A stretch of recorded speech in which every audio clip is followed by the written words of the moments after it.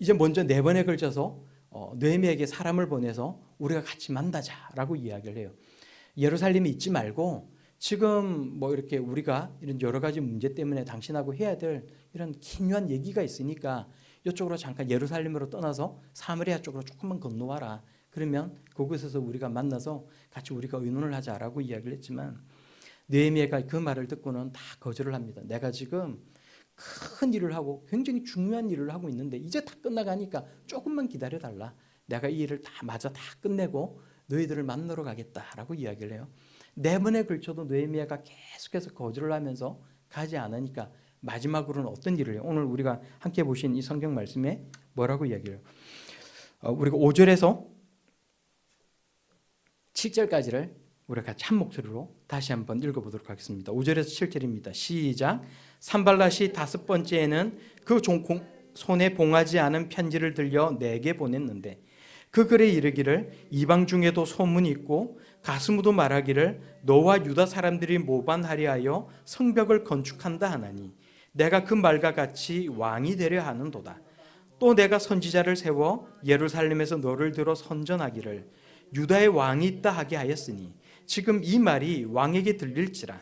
그런즉 너는 이제 오라 함께 의논하자 하였기로. 아멘. 아멘.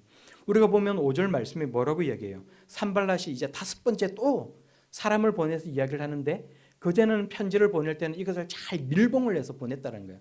그 안에 무슨 내용이 있는지 모르고 뜯어봤을 때야만 그 내용을 확인할 수 있도록 밀봉해서 보냈다는 거예요.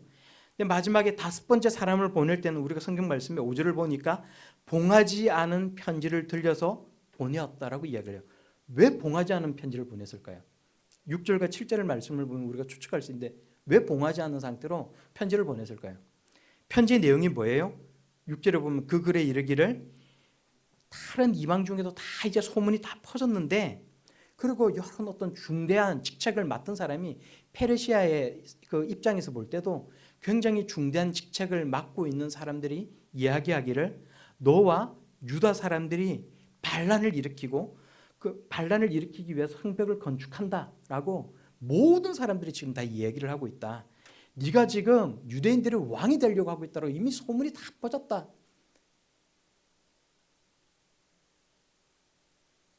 산발랏의 그 신분을 받은 그 사람이 사환이 느헤미야를 만나기 위해서 이 편지를 들고 올 때 이 편지를 흘렸겠어요? 안 흘렸겠어요? 그 내용을 다른 사람들에게 보라고 꺼내 보여줬겠어요?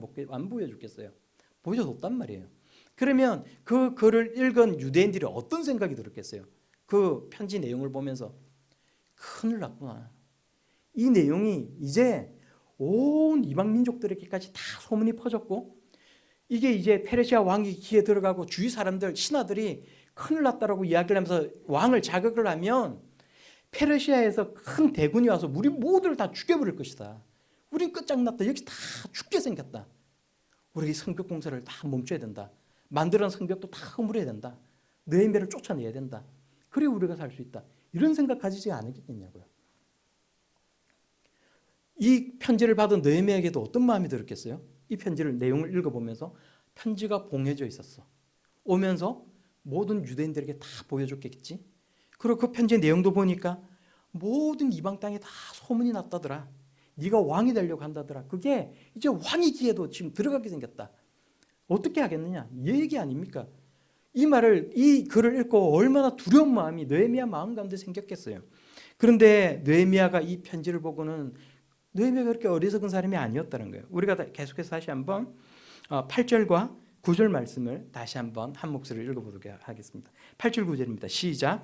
내가 사람을 보내어 그에게 이르기를 내가 말한 바 이런 일은 없는 일이요 내 마음에서 지어낸 것이라 하였나니 이는 그들이 다 우리를 두렵게 하고자 하여 말하기를 그들의 손이 피곤하여 역사를 중지하고 이루지 못하리라 함이라. 이제 내 손을 힘있게 하옵소서 하였노라. 아멘. 아멘. 이 글을 읽고는 느헤미야가 두려울 줄 알았는데 느헤미야가 오히려 그렇지 않고 그 사안에게 가서 산발랏에게 이렇게 말을 하라.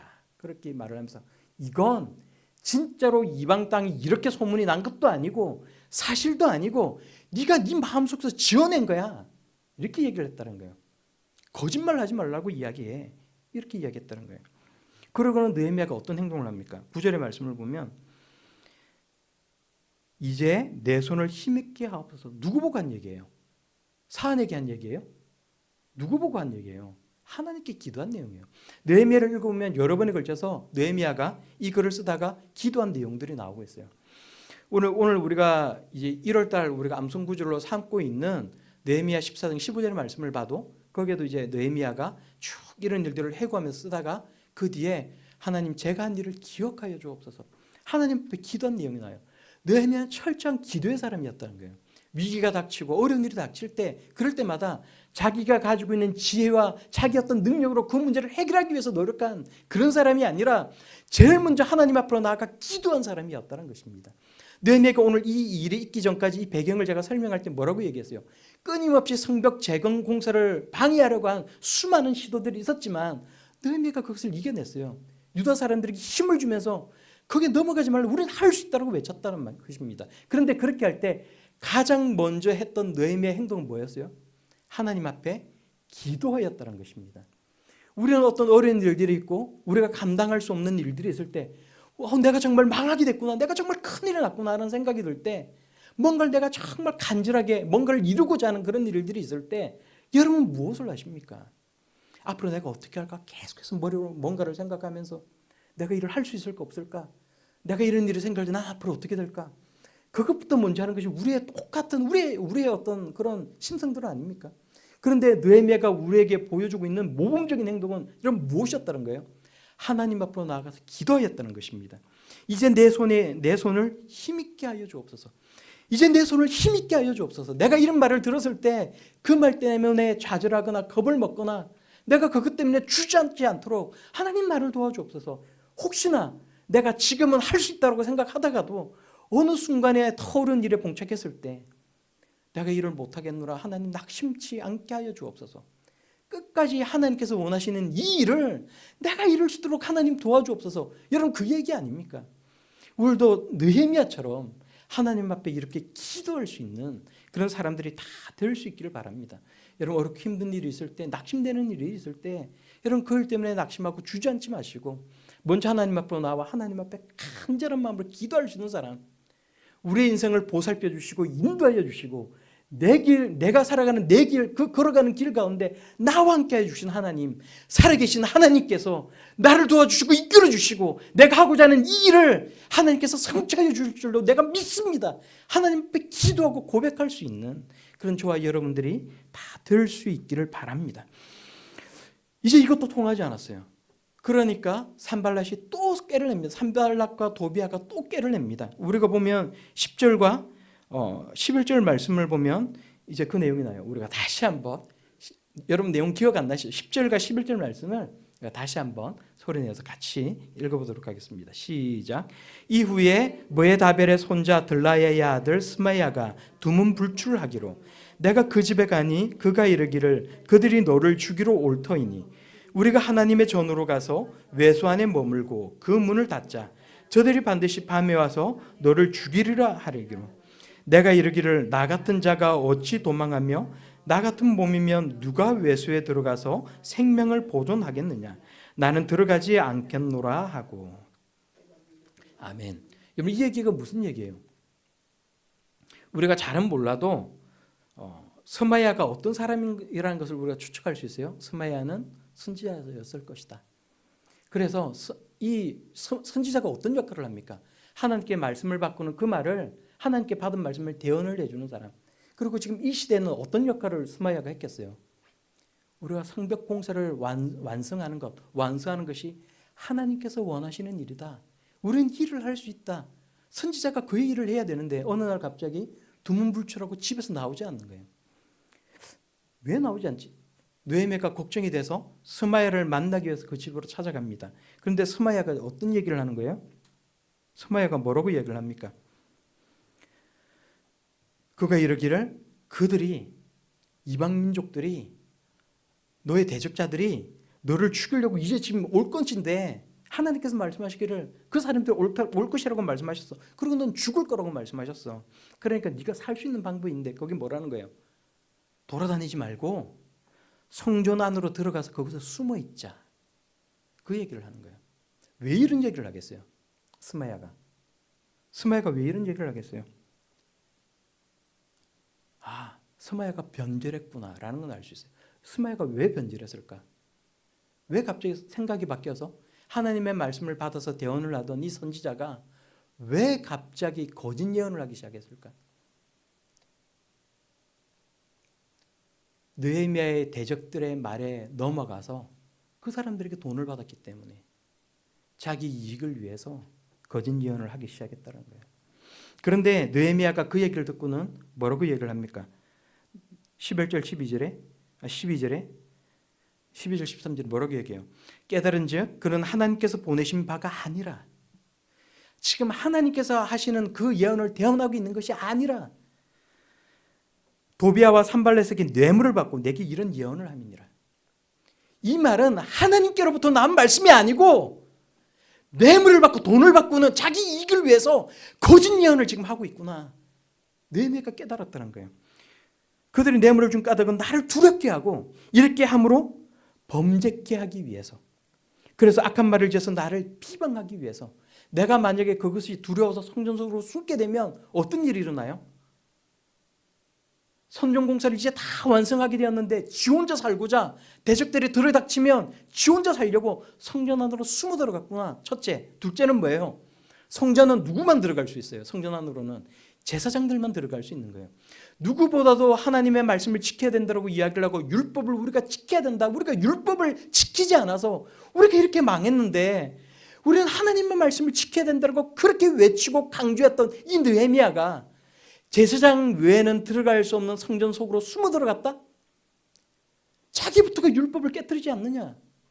비방을 받게 하기 위해서. 그리고는 결국은 이 성벽 공사가 마무리되지 못하게 하기 위해서 이런 일을 하였다는 거예요. 그리고는 느헤미야가 이것을 깨달았다는 것입니다. 그렇다면 여러분, 누가 선지자예요? 하나님의 말씀을 받아서 전하는 사람이 선지자입니까? 아니면 하나님의 일을 하기 위해서 이런 방해 공작이 있을 때, 선지자가 이런 말을 했을 때조차도 그것이 거짓말인 줄을 알고 깨닫고 하나님께서 맡겨주신 이 역사를 끝까지 이뤄가는 이 느헤미야가 선지자입니까? 우리는 늘 생각할 때 우리 가운데 누군가가 예언의 은사를 받았다고 이야기를 하면서 하나님의 말씀을 대언해 준다는 사람들이 있어요. 그러나 그런 말을 들을 때, 황당한 얘기를 들을 때가 너무나도 많이 있다는 것입니다. 하나님의 말씀을 받았으니까, 자기가 예언자라고 얘기하니까, 예언의 은사를 받았다고 이야기를 하니까 맞겠지라고 생각을 하지만, 우리는 그 이야기를 듣고는 그 말이 정말 하나님께로 온 것이 맞는지 그렇지 않은지를 분별할 수 있는 눈이 있어야 된다는 거예요. 영적으로 깨어있는 사람이 될 수 있어야 된다는 것입니다. 이렇게 영적으로 깨어있는 사람은 어떤 사람이 될 수 있는 거예요? 하나님의 말씀을 알고 하나님 앞에 기도하는 사람, 그 사람이 영적으로 깨어있는 사람이 될 수 있다는 것입니다. 우리는 어떤 사람이에요? 우리는 이런저런 세상의 이야기를 듣고 우리 가운데 일어나는 여러 가지 많은 일들이 있고, 그런 수많은 사람들이 이야기를 들었을 때 무엇이 과연 정말 옳은 얘기인지를, 무엇이 정말 하나님께로부터 온 이야기인지를, 말씀인지를 깨달을 수 있는 영적으로 깨어있는 사람이 맞습니까? 여러분, 그렇지 못하다면 오늘 이 말씀을 들으면서, 오늘 이 말씀을 보면서 느헤미야처럼 하나님 앞에 깨어있는 사람, 하나님의 말씀을 분별할 수 있는 사람, 세상의 수많은 이야기 가운데서 무엇이 정말 진실한 이야기고 무엇이 정말 옳은 이야기인지, 무엇이 정말 하나님께서 원하시는 것인지를 깨달을 수 있는 그런 하나님의 사람들이 여러분 다 될 수 있기를 바랍니다. 우리가 보면 이런 어려움을 다 겪으면서 우리가 마지막에 보면 결국은 성벽을 완성하게 됩니다. 우리 15절에서 16절까지 말씀을 우리가 마지막으로 우리 다시 한번 읽도록 하겠습니다. 시작. 성벽 역사가 52일 만인 엘룰월 25일에 끝나매 우리의 모든 대적과 주위에 있는 이방 족속들이 이를 듣고 다 두려워하여 크게 낙담하였으니 그들이 우리 하나님께서 이 역사를 이루신 것을 알미니라. 아멘, 아멘, 아멘. 뭐라고 이야기를 합니까? 결국은 52일 만에 이 성벽 공사를 다 마무리하였다는 거예요. 물론 성벽을 재건하기 위해서 느헤미야가 이렇게 할 때 성벽이 다 허물어진 상태는 아니었다는 거예요. 바벨론이 쳐들어와서 예루살렘 성벽을 다 깨트려 부를 때 일부 성벽이 남아 있었고, 또 스룹바벨이 성전을 이제 다시 재건할 때도, 그리고 그때 당시에도 우리가 성경을 에스라스를 찾아보면 성곽을 지었다라는 표현이 나오고 있어요. 그러니까 일부 성벽 공사를 했다라는 거예요. 그런데 그 이후에 성전은 완공하였지만 성벽은 그 상태에서 더 나아가지 못했다는 것입니다. 처음에 느헤미야가 왜 유대 땅으로 왔을까요? 거기서 아닥사스다 왕의 총애를 받으면서 고관으로서 떵떵거리면서 잘 살고 있었는데 이 고생의 땅, 이 유대 땅 예루살렘으로 왜 왔을까요? 느헤미야 1장을 읽어보면 어떤 얘기가 나옵니까? 자기 형제 중에 한 사람이 자기에게 찾아와서 이야기를 하는 거예요. 예루살렘에 지금 성벽이 회파되어 가지고 불탄 채로 남아 있고 그렇게 그 예루살렘 안에 사는 사람들이 힘들고 어렵게 살아가고 있다. 그 얘기를 들었을 때 느헤미야 마음 가운데 뜨겁게 불타오르는 뜨거운 심정이 있었다는 것입니다. 그 얘기를 들을 때 그게 나하고 무슨 상관이야. 난 지금 여기서 잘 먹고 잘 살고 있는데 이런 생각을 가졌던 것이 아니라 하나님께서 우리에게 주셨던 그 약속의 땅, 우리가 그 고국으로 돌아가리라고 하나님께서 약속하셨던 그 땅에 있는 그 예루살렘의 성벽이 허물어지고 해파되고 불탄 채로 그대로 남아있구나. 그 얘기를 들을 때 너무나도 마음이 아파서 하나님 앞에 소리내어 울었다는 거예요. 그리고 하나님 앞에 기도할 때 하나님 나를 보내주옵소서. 제가 그곳에 가서 제가 성벽을 재건하겠습니다. 하나님 앞에 기도했다는 거예요. 그러고는 아닥사스다 왕에게 찾아가서 나를 보내달라고 이야기했다는 것입니다. 제가 그곳에 가서 성벽을 재건하겠다고 이야기를 했다는 거예요. 그러고는 예루살렘으로 와서 성벽을 완성하기 위해서 이렇게 고생을 하고 노력을 했다는 것입니다. 그런데 놀라운 일이 일어났어요. 불과 52일 만에 성벽이 완전하게 재건되었다는 것입니다. 오늘 우리가 성경을 보니까 성벽 역사가 52일 만에 끝이 났다라고 이야기를 하고 그 일 때문에 아주 이 기적같이 짧은 기간 안에 이것이 다 끝이 났기 때문에 우리의 모든 대적과 주위에 있는 이방 족속들이 이를 듣고 다 두려워요. 크게 낙담하였다라고 이야기하고 있습니다. 그리고 뭐라고 해요? 마지막에 뭐라고 고백하고 있어요? 그들이 우리 하나님께서 이 역사를 이루신 것을 알미니라. 사람이 한 것이 아니라 느헤미야가 한 것이 아니라 사람이 힘과 노력으로 한 것이 아니라 비록 그 고생이 있었고 정말 그렇게 힘들게 어렵게 정말 쫄쫄 굶어가면서 그 일을 하였지만 그러나 이 일을 완성케 하신 분은 하나님이셨고 하나님께서 하고자 하면 하나님은 반드시 이루신다는 것을 모든 사람들이 다 목격하였다라고 성경은 우리에게 들려주고 있다는 것입니다. 여러분 새해 여러분은 어떤 소망을 가지고 있어요? 여러분들은 새해 어떤 계획을 가지고 지금 어떤 마음으로 살아가고 있습니까? 여러분들이 가지고 있는 그 새해 소망들이 하나님께로부터 온 것이 맞습니까? 그 문제를 놓고 하나님 앞에 하나님 이것이 하나님께 합당하다면 하나님 이것을 이루어 주옵소서. 여러분 기도하셨어요? 하나님 이것이 만약에 내 욕심이라면 내 고집이라면 말씀에 합당하지 않는 것이라면 하나님 제 생각을 바꾸어 주옵소서. 여러분 기도하셨습니까?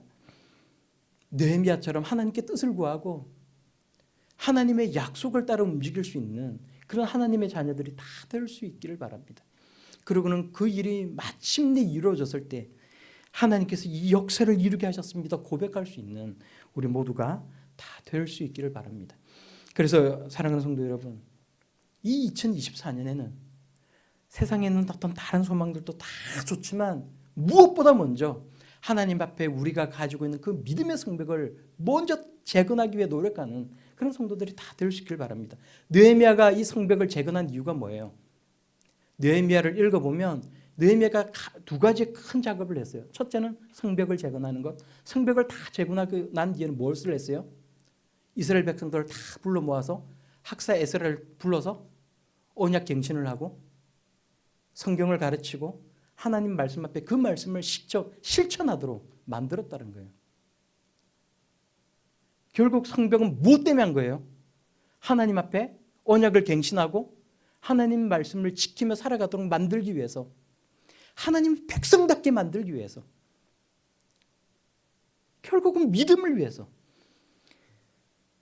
우리 믿음의 성벽을 재건할 수 있는 성도들이 다 될 수 있길 바랍니다. 내가 2023년 작년 한 해를 살아오면서 하나님 말씀대로 살아가지 못하고 하나님 일보다, 하나님 앞으로 나와 예배하는 것보다, 기도하는 것보다 세상의 다른 일들이 먼저였다면, 돈을 벌고 내 욕심을 챙기고 다른 무엇을 하는 것이 먼저였다면, 하나님 오늘 이 2024년에는 무엇보다 먼저 믿음을 재건하며 살아갈 수 있는 하나님 자녀 되게 하여 주옵소서. 하나님 말씀대로 살아갈 수 있는 우리 모든 성도들 다 되게 하여 주옵소서. 우리를 부흥할 수 있는 우리 푸른솔 성북교회 되게 하여 주옵소서. 기도할 수 있는 저와 여러분들 다 될 수 있길 바랍니다.